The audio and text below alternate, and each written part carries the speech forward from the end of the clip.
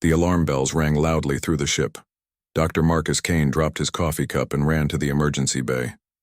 Red lights flashed everywhere as the ship's computer spoke in its cold voice. Emergency signal detected. Unknown vessel crashed. On planet surface. All medical teams prepare for rescue mission. Marcus grabbed his medical bag and checked his supplies. He had been a field medic for 8 years, working on different planets across the galaxy. He had seen many crashes before, but something felt different about this one. The signal was weak and kept cutting out. Captain Miller walked into the medical bay. His face looked worried. "Marcus, we got a problem. The crash happened in Zephyrian space. That's alien territory." Marcus knew about the Zephyrians. They were tall aliens with crystal-like skin that glowed in the dark. Most humans had never seen one in person. The Zephyrians kept to themselves and did not like other species much. They thought they were better than everyone else. "Are we going anyway?" Marcus asked. "We have to. It's the law of space. Any ship in trouble gets help no matter who they are." Captain Miller handed him a small device. "This will translate their language. Be careful down there." The shuttle landed on the jungle planet 20 minutes later. Marcus could smell smoke and burning metal as soon as he stepped outside. The air was thick and hot. Strange purple trees grew everywhere, and he could hear weird animal sounds in the distance. He followed the smoke trail through the thick plants. His boots made soft sounds on the wet ground.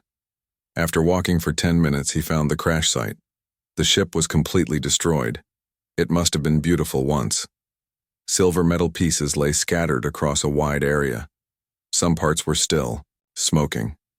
Marcus could see strange writing on the broken pieces, probably Zephyrian letters. He heard a weak sound coming from near a large piece of the ship. Marcus moved closer and found 3 aliens lying on the ground.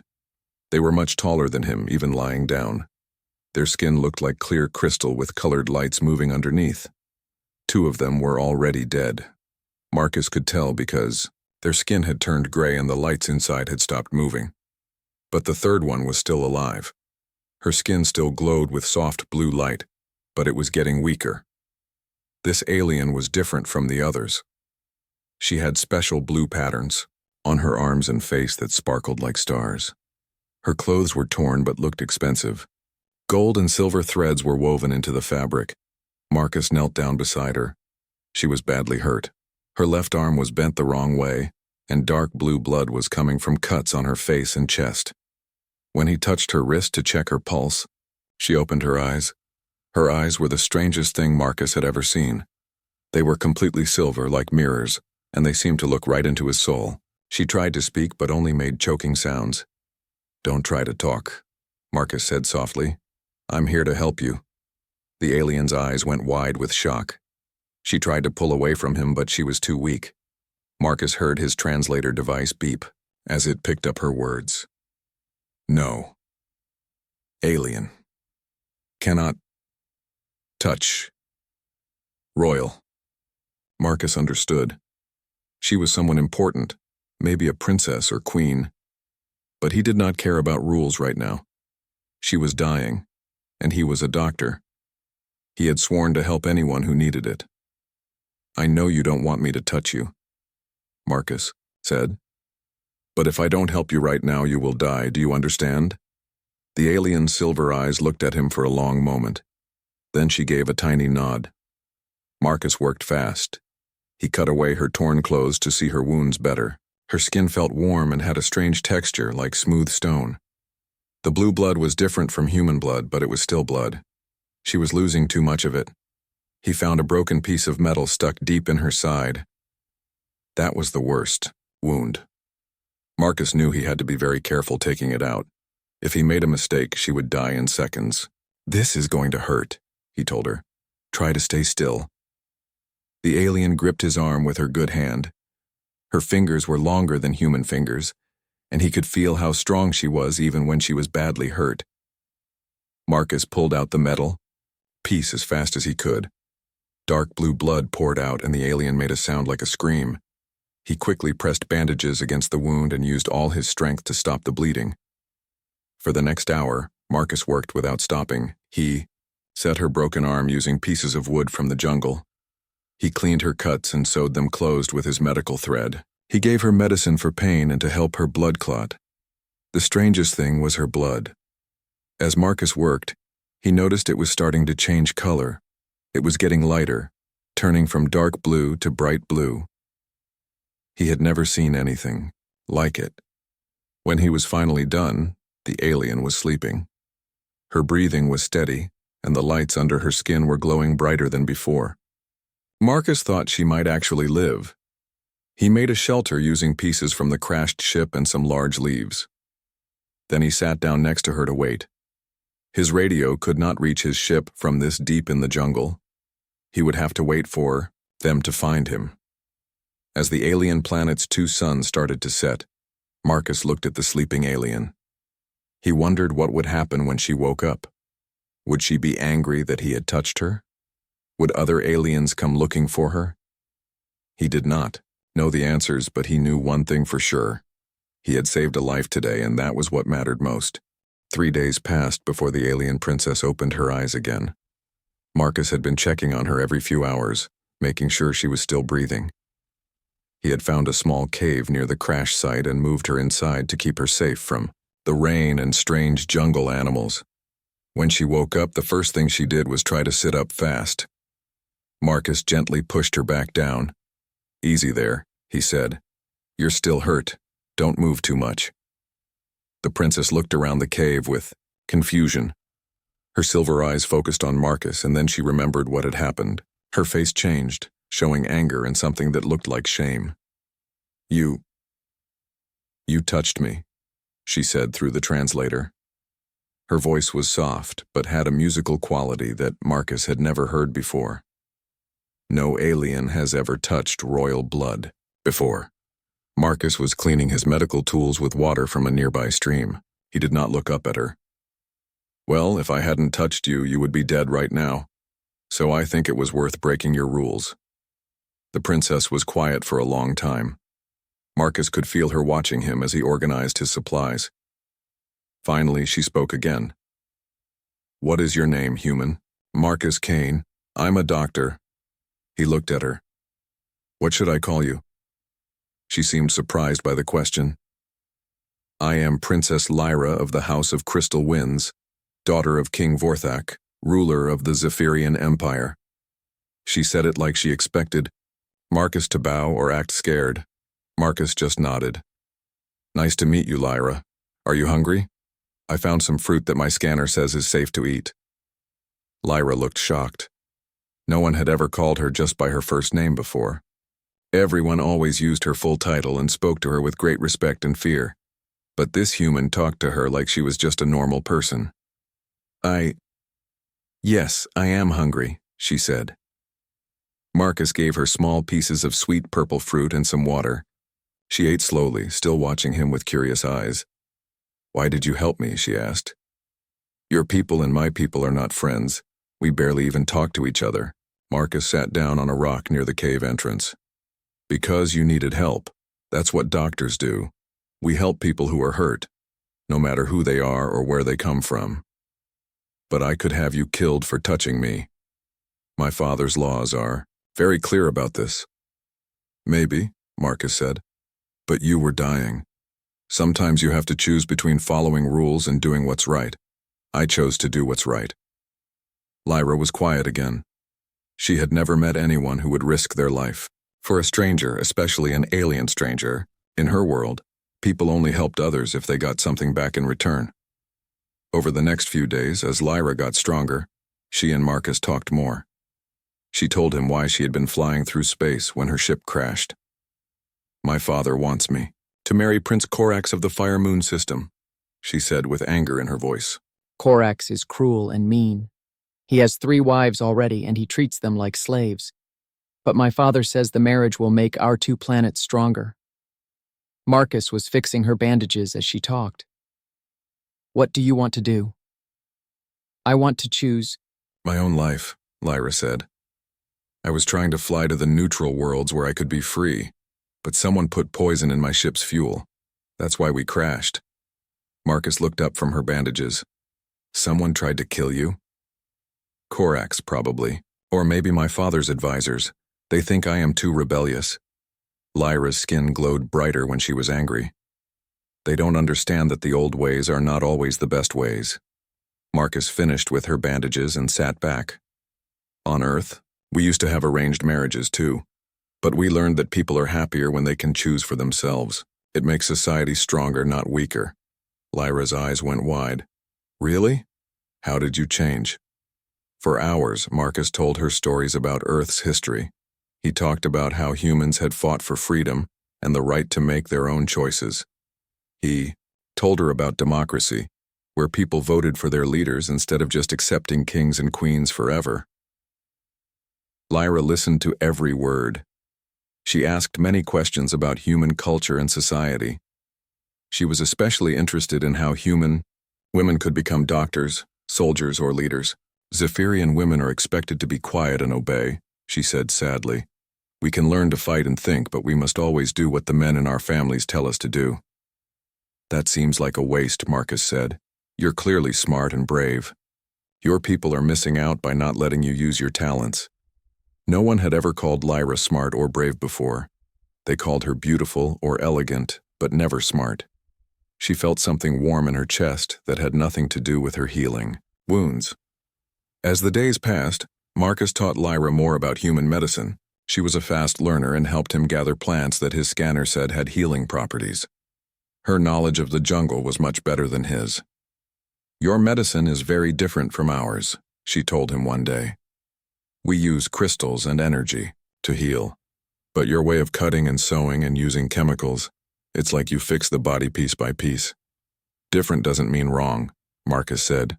Maybe both ways have something good to offer. Lyra smiled for the first time since the crash. You are very wise, Marcus Kane. On the 10th day, they heard the sound of ships flying overhead. Marcus activated his emergency beacon, and Lyra used a small device she had saved from the crash to send a signal to her people. They found us, Marcus said. Lyra's face became serious again. Marcus, when my people come, they will be very angry about what you did. My father might try to punish you. I'll deal with that when it happens, Marcus said. No, you don't understand. Lyra grabbed his hand. They might try to kill you. Royal law is very strict. Marcus looked at their joined hands.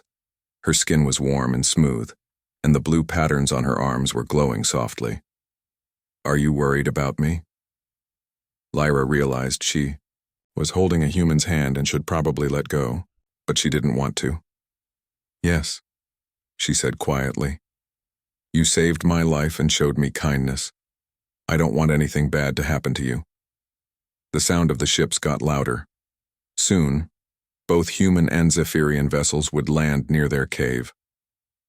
Marcus knew his life was about to become much more complicated, but when he looked at Lyra's concerned face and felt her warm hand in his, he realized that maybe some complications were worth it. The Zephyrian royal ship was the biggest thing Marcus had ever seen. It looked like a flying crystal palace, with towers and bridges that sparkled in the sunlight of the alien world. When it landed near their cave, the ground shook like an earthquake.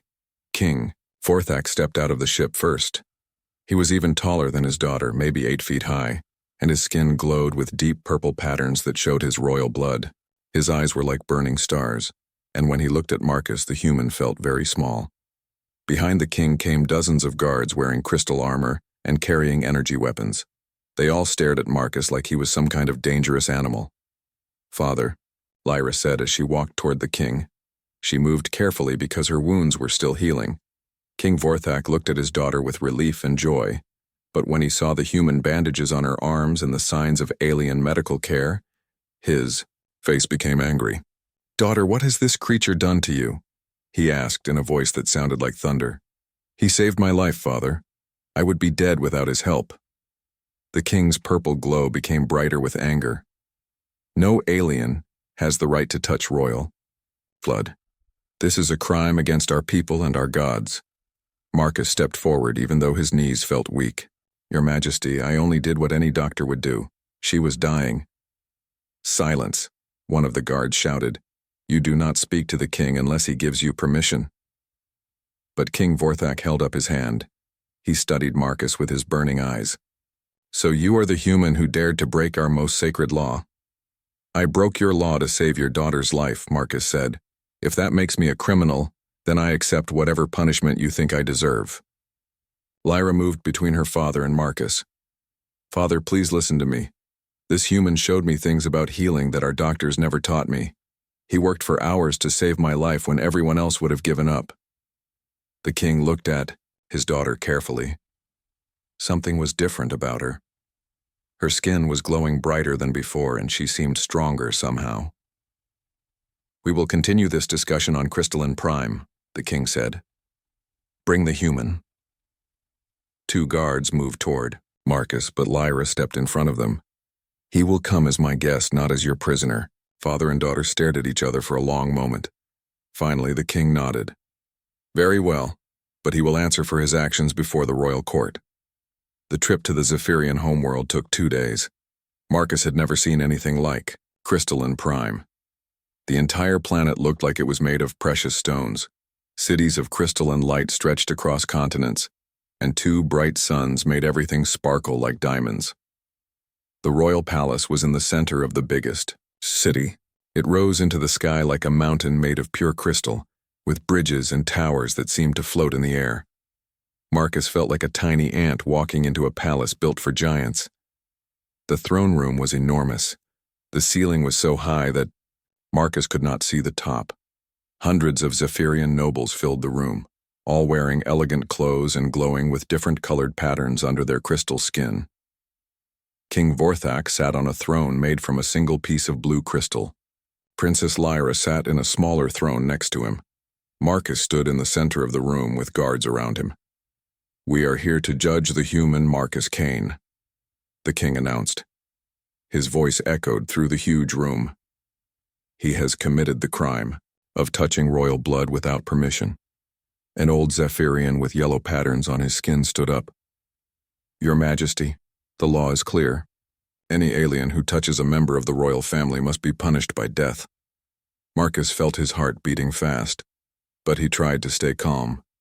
He had known this might happen. Another noble spoke up.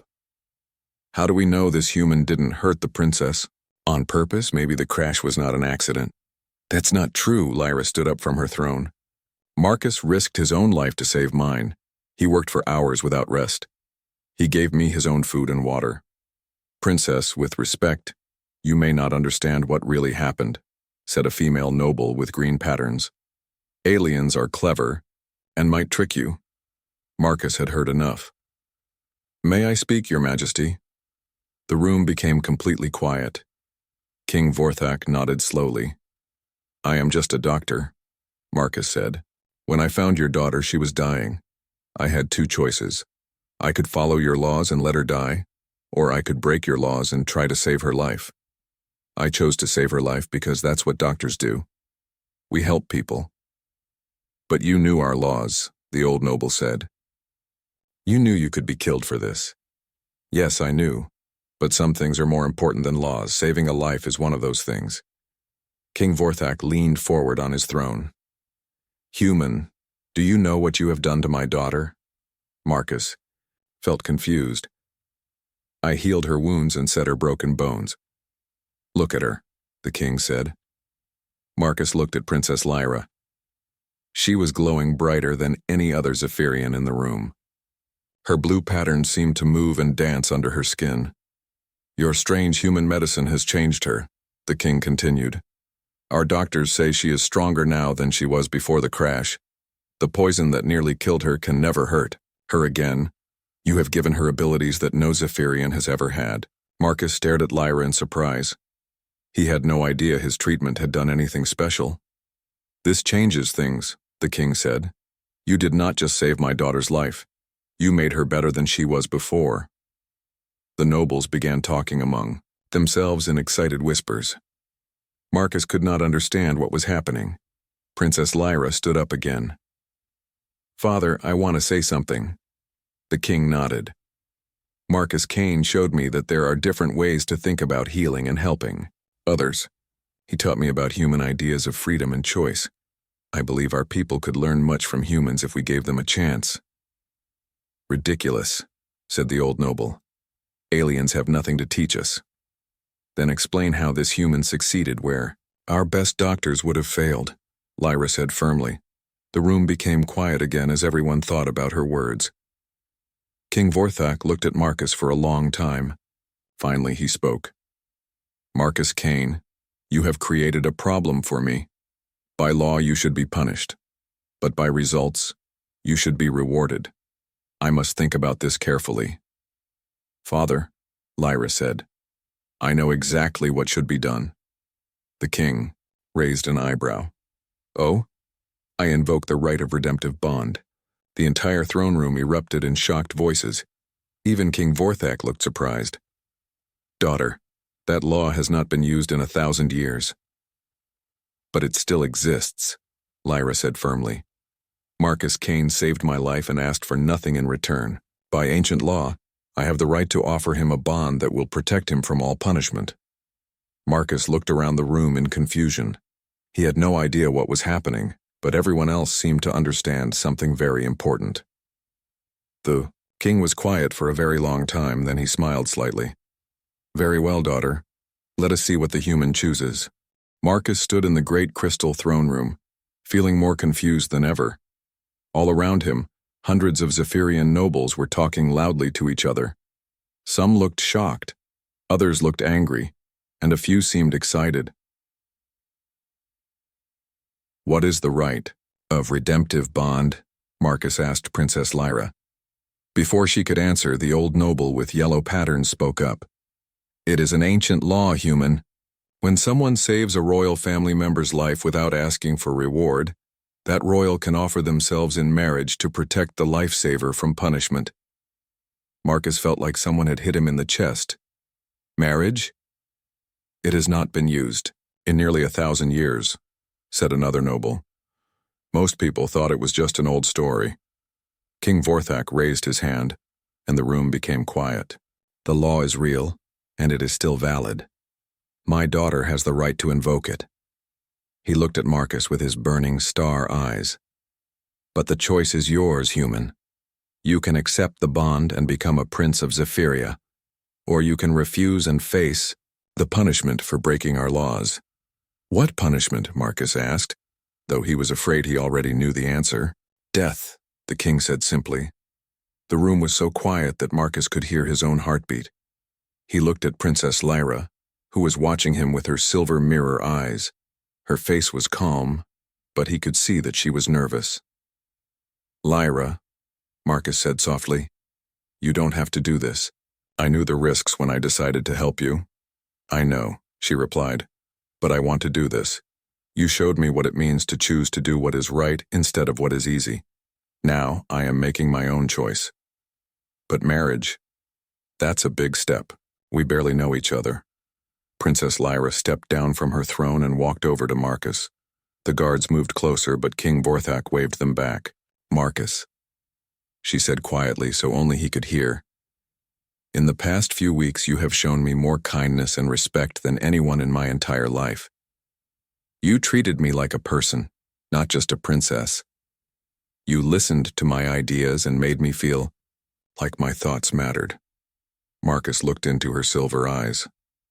Lyra, I care about what happens to you, but I don't want you to marry me just to save my life. That wouldn't be fair to either of us.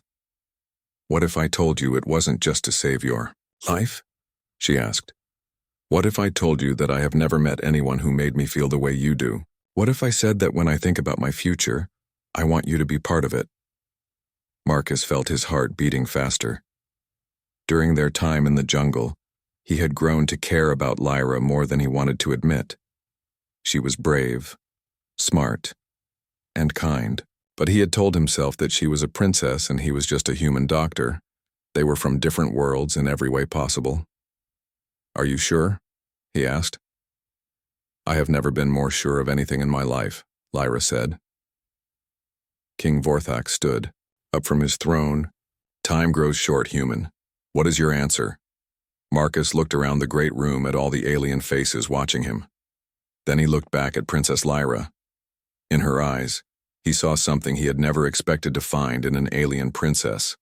He saw love, I accept, Marcus said loudly so everyone could hear.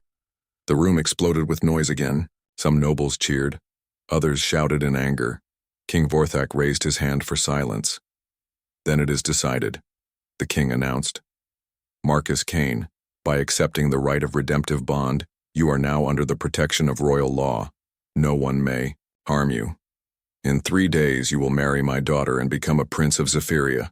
The old noble with yellow patterns stood up again. Your Majesty, this is madness.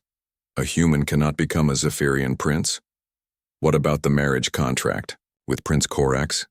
The right of redemptive bond overrides all other marriage contracts, King Vorthak said firmly. It is the oldest law we have. Even I cannot change it. But what will Prince Korax say when he finds out? Asked another noble. Prince Korax will have to find another wife, the king replied. My daughter has made her choice, and I will support it. Marcus could hardly believe what was happening. 3 weeks ago, he had been a simple ship's doctor. Now he was going to marry an alien princess and become a prince. Over the next 3 days, the palace was busy with wedding preparations. Marcus was given rooms in the royal wing and servants to help him. The servants taught him about Zephyrian wedding customs and helped him practice the ceremony. The hardest part was learning to wear the special crystal armor that Zephyrian princes wore. It was made from the same material as the palace walls and glowed with soft blue light. It was also very heavy. You look handsome, Princess Lyra told him when she saw him in the armor for the first time. I feel like I'm wearing a building, Marcus said, and Lyra laughed. The wedding day came quickly. The ceremony was held in the great crystal garden behind the palace. Thousands of Zephyrians came to watch, along with representatives from other alien worlds and even some humans from Marcus's own ship. Marcus was nervous as he waited at the altar. The crystal armor felt even heavier than usual, and he was worried he might trip and fall in front of everyone. Then Princess Lyra appeared at the other end of the garden, and Marcus forgot about everything else. She wore a dress made of crystal, threads that sparkled like stars. Her blue patterns glowed brighter than he had ever seen them, and she looked like a goddess walking on light. The ceremony mixed human and Zephyrian traditions. They exchanged rings like humans did, but they also shared a special crystal that would glow whenever they were near each other. When King Vorthak asked if they promised to love and protect each other, both Marcus and Lyra said yes in voices that could be heard across the entire garden. Then by the power of the ancient laws and the blessing of the crystal gods, I declare you married, the king announced. Marcus Kane, you are now Prince Marcus of the House of Crystal Winds. As they kissed, the crystal garden filled with light, from thousands of glowing crystals. The Zephyrians cheered, and even some of the nobles who had been against the marriage seemed happy. But the biggest surprise came during the wedding feast. King Vorthak stood up to make a speech. My new son-in-law has shown us something important, the king said. He has proven that sometimes the best solutions come from thinking in new ways. That is why I am creating a new position in our government. Prince Marcus will be our first minister of interspecies relations. Marcus nearly choked on his drink. Your Majesty, I don't know anything about politics. You know about helping people, the king replied. That is the most important skill a leader can have. Princess Lyra, who was now Princess and Minister Lyra, squeezed Marcus's hand under the table. We're going to change things, Marcus. Together we can make life better for everyone. Marcus looked at his new wife and realized that his reward for saving one life was the chance to help save many more lives. It was more than he had ever dreamed possible. As the wedding celebration continued into the night, Marcus thought about how strange life could be. He had started as a simple doctor trying to help an injured alien. Now he was a prince with the power to help build bridges between different worlds. The best part was that he would not have to do it alone. He had Lyra by his side, and together they could accomplish anything. 5 years had passed since Marcus became a prince of Zephyria. The Crystal Palace had become his home, and he had learned to love the sparkling cities and the gentle glow of the twin suns. But today was special. Today, he and Lyra were going to visit Earth for the first time together. Their ship landed at the same spaceport where Marcus had started his journey as a simple doctor years ago. As they walked down the ramp, Marcus felt strange to be back on his home planet. Everything looked smaller than he remembered. So this is Earth, Lyra said, looking around with wonder. The air smells different here. Wait until you see the ocean, Marcus told her. It's completely different from the crystal lakes on your world. They were not alone on this trip. A group of young Zephyrian healers had come with them to learn about human medicine. There were also human doctors who wanted to study Zephyrian, crystal healing methods. The purpose of their visit was to open the first joint medical school that would teach both human and Zephyrian healing methods. It had taken Marcus 5 years to make this dream come true. The hardest part had been convincing the older Zephyrian doctors that humans had anything useful to teach them. Many of them believed that crystal healing was perfect and did not need improvement. Our methods have worked for thousands of years, Dr. Velth had argued during one of many meetings. Why should we change now? Because Marcus proved that different methods can work together to make healing even better, Lyra had replied. My own recovery showed that mixing human and Zephyrian medicine creates results that neither could achieve alone. It had taken months of demonstrations and careful explanations, but slowly the Zephyrian medical community had begun to accept the idea. The breakthrough came when Marcus helped cure a disease that had been killing Zephyrian children for generations. The disease attacked the crystal formations in young Zephyrian bodies, making their skin turn gray and stopping their natural healing abilities. Traditional crystal healing could slow the disease but could not stop it completely. Marcus had studied the problem for weeks. He noticed that the disease worked like a virus that he had seen in humans. Using human antiviral medicines combined with Zephyrian energy crystals, he had created a treatment that completely cured the sick children. After that success, even the most stubborn Zephyrian doctors had to admit that human medicine had value. The medical school on Earth was built in the city where Marcus had trained as a young doctor. It was a beautiful building that mixed human and Zephyrian design. The walls were made of both steel and crystal, and the healing rooms had both human medical equipment and Zephyrian energy chambers. On the opening day, Marcus and Lyra gave a speech to the first class of students. There were 20 humans and 20 Zephyrians, all eager to learn from each other. 5 years ago, I was just a doctor trying to save one life, Marcus told the students. I never imagined that act would lead to all of this. But that's what happens when different people work together. We can accomplish things that none of us could do alone. Lyra spoke next. My husband taught me that healing is not just about fixing bodies. It's about bringing people together and building understanding between different worlds. After the ceremony, Marcus and Lyra walked through the hospital where Marcus had once worked. Many of his old friends were still there, and they were excited to meet the alien princess who had married their former colleague. I still can't believe little Marcus Kane became a prince, said Dr. Phillips, who had been Marcus's teacher. But I can see why. You always cared more about helping people than following rules. In the children's ward, they met a special patient. A young girl named Emma had a rare disease that human doctors could not cure. But using the new mixed healing methods, Dr. Phillips and a Zephyrian healer named Zara had been working together to help her. The crystal energy helps her body accept the human medicines better, Dr. Phillips explained. And the human medicines help the crystals work more efficiently. Together, they're healing her in ways that neither method could manage alone. Emma was a shy little girl with brown hair and big eyes. When she saw Lyra's glowing crystal skin, she stared in wonder. Are you a fairy princess? Emma asked. Lyra knelt down beside the girl's bed. I'm a princess from another world, and you're very brave to fight your sickness so hard. Will I get better? I think you will, Lyra said gently. The doctors here are very smart, and they're using the best healing methods from 2 different worlds to help you. Emma smiled and reached out to touch Lyra's glowing hand. Your skin feels warm and tingly. That's the healing energy, Lyra explained. It's trying to help you feel better. Later, as they walked through the hospital gardens, Marcus and Lyra talked about how much their lives had changed. Do you ever regret it?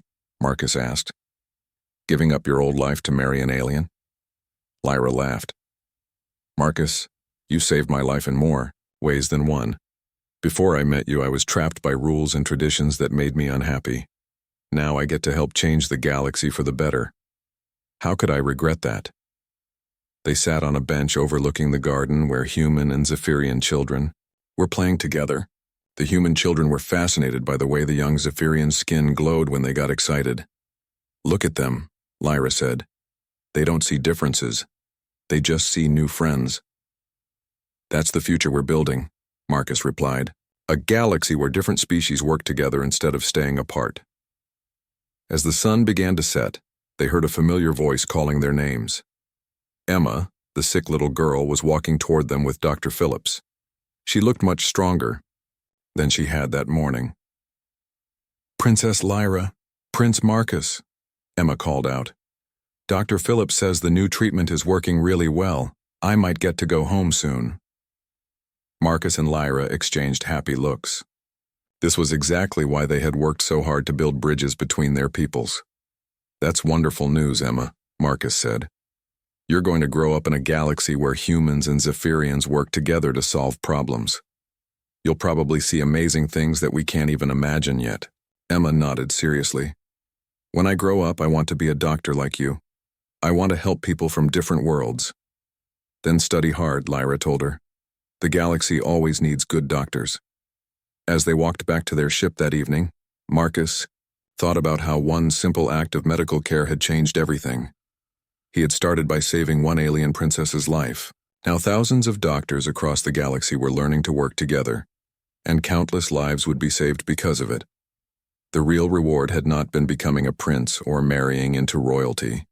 The real reward was knowing that his choice to help someone in need had made the entire galaxy a little bit better. "What are you thinking about?" Lyra asked as they reached their ship. "Just how lucky I am," Marcus said. "I got to save your life, marry the most amazing woman in the galaxy, and help change the future for the better. Not bad for a simple human doctor." Lyra smiled and took his hand. Her crystal skin glowed softly in the starlight. "The best part is that we're just getting started. There are so many more worlds to visit, so many more bridges to build." As their ship lifted off from Earth and headed toward the stars, Marcus knew she was right. Their work was far from over. But whatever, challenges waited for them in the future. They would face them together, one life at a time,